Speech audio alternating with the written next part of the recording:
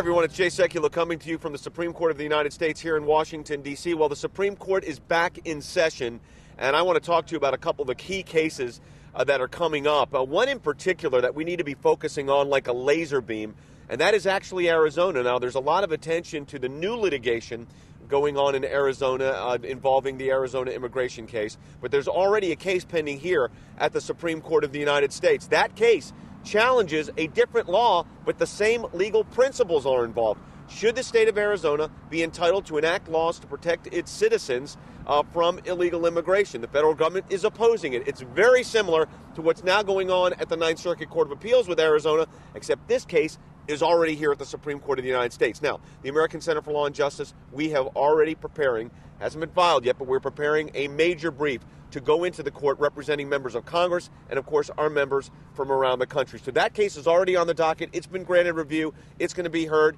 probably sometime in January. Briefs will be due in a couple of months. So we're already working on that. So one immigration case involving Arizona is already here at the Supreme Court in the United States. It's not getting a lot of attention, and it really should, because the same legal principles involved in this case are exactly the same as what's going on in the current case in Arizona on immigration there. Another major case, major victory actually, Planned Parenthood. We filed a massive appeal to the U.S. Court of Appeals for the Ninth Circuit, challenging Planned Parenthood and allegations of fraud. The case was dismissed at the trial court level. We got involved at the Ninth Circuit Court of Appeals. I'm happy to report we won unanimously. Now, that case is not going to come up here right away. It's actually going to go back to the trial court. So we're dealing with that one at the trial court. And then, of course, here in Washington, D.C., we filed a major challenge to the Obamacare legislation, the health care legislation, especially focusing on that individual mandate. This legislation is the most significant increase in abortion funding in our lifetime, and we've challenged it in federal court.